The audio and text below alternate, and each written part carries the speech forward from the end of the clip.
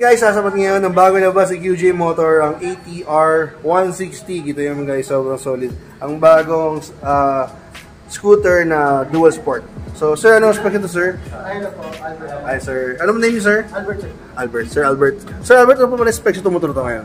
Specs natin sa motor, dual channel ABS, naka-traction control, so LED lahat ng lights, 8-liter ang lagyan ng gas tank, naka-TFT display, sir, hybrid na rin siya. Hybrid. Sir, ano ba yung sabihin ng hybrid? Hybrid may electric assist tayo, so parang vlog nga rin yun, is parang may torque boost siya. Okay. May assist tayo dun sa arangkanan. Yun, 4 valves na rin ako. Ayun, yun yung kinaganda, sir, 4 valves na siya, no? Then liquid cooled na rin, sir, no? Tapos dual channel ABS, guys. Then 16 horsepower siya. Oh, 16 horsepower, not bad, no? Sir, pakita na yung start natin. Alam mo siya, keyless siya, sir, no? Keyless po. Siya, so dito yung kanyang key. So, meron siyang key.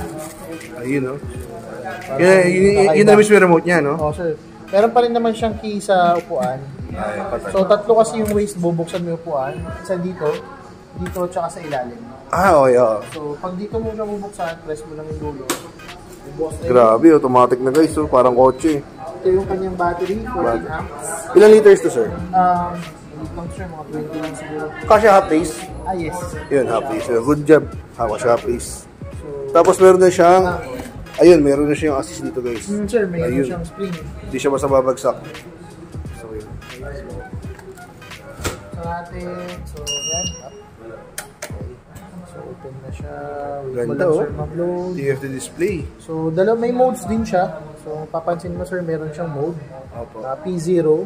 Pag P0, ibig sabihin city driving. So, pag switch ko siya dito, T1, ibig sabihin hill climb assist.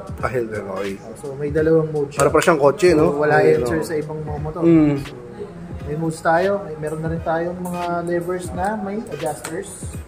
So, adjusters sa levers. Meron din tayong handbrake. Passing light. Sa panel naman, meron tayong menus. Interface, kung gusto mo palitan yung yan, white, pwede ka mag-auto lang. So, clock, brightness, unit, kilometer or mile, information ng motor, mobile connection to sa Bluetooth naman, mobile connection niya sa mga intercom. Intercoms, yes. TPMS, may abang siya. Ano yung TPMS, boss? Magkakaroon tayo tire pressure monitoring sensor. So, if ever magkakaroon tayo, sa ngayon sir, naka-deactivate pa yan. Pero magkakaroon kasi tayo kung sakali ng Ba't yung sir biglang nag-white? Sir, pag medyo matagal din nagalaw. Okay. Yes. Ayos. So, yun. TPMS yun. Baka kalaunan magkaroon tayo ng separate dissolved na sensor. So, may abang siya. Ganda, ganda. Traction control, yun. Pwede mo siyang i-on and off. So, yan. On and off. So, default open, syempre. So, exit mo para lang. Safe, syempre. So, pag hinold mo rin yung enter, may connection din tayo sa Android and Apple. Scan mo lang siya, download ka nung app, makakonect mo siya sa GPS tsaka screen mirroring. So yun, katulad nung na-vlog nila sir, no, pwede ka mag-ML. Pwede ka mag-ML dito. Angas. Millisecond lang yung delay niya. Sobrang konti-konti lang. So halos accurate. So pwede ka rin para manood dyan? Pwede sir, wala lang siyang speaker. Pero kung may kasama ka, dito manood, speaker na lang. Galing, no? Okay, so yan, hazard meron.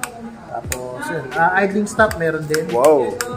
So adjustable din to, no? Brake levers. Sa panel yun, yung fuel natin, trips. So yan, trip 1, trip 2, total odo. RPM to parehas eh. Battery voltage, tapos yun, makikita mo yung TC natin dito, ABS. So start natin. Makikita mo sir, makakat na yung dalawang RPMs. So, ito. So guys, yung headlight. Sensor, hazard, point eye natin. Ganito. Napaka-futuristic na ng design. Side stand, dumamatay pa rin naman. Yun yung maganda, side safety. Side stand, kill switch pa rin tayo. Side stand, kill switch. Adventure bike guys na futuristic yung design.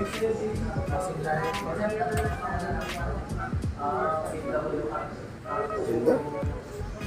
Tsaka syempre sir, naka-rims na tayo. Kaya guys, naka-powder coated ni rims niya. Same time, tubeless pa rin siya. Tubeless. Naka-rims tayo. CST na rin yung mga tires natin. Guys, CST Oh, branded yung gulong. Kaya paglabas pa lang kasa, sobrang kapit na talaga ito. Then dual channel ABS yan. Wala na rin siyang kickstart, syempre. Mga lumang motor yun. Then ito kanyang CVT. Hybrid, may nakalagay tayo ng hybrid. May nakalagay na hybrid CVT.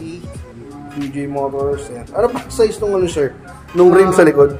14 yung harap, 13 yung likod. Okay. Ganun talaga pag mga ano, no? Oh, sir. Adventure. Liquid coating tayo siya. Then ito yung kanyang taillight. Pabaliktad. Cute. Then kinaganapan tayo yung shock niya is may baso. Oh, meron din siya adjuster. Ayos, no? Preload. Ganda. Then ito kanyang radiator. Yung stock yung tambucho, ang ganda. Oo nga. Very premium yung plastics niya. Meron siyang mga... Kung makikita mo kasi sa camera or personal, Oh, hindi yan, kasi masyado, pero pag detail sa to you personal guys, camera, oh. Ayan, kita sa camera. may mga design sa camera.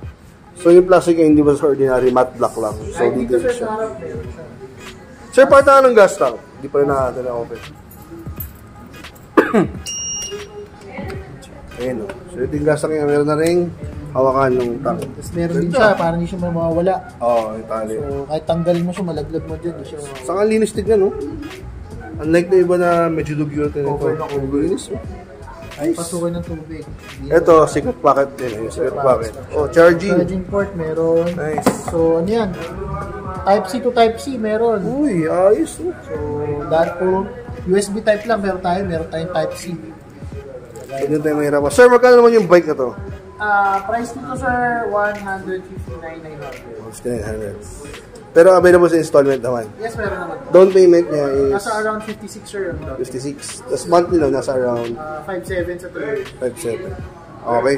So yun, maraming salamat sir. Paano sir? Albert sir. Albert. Yeah. Thank you sir.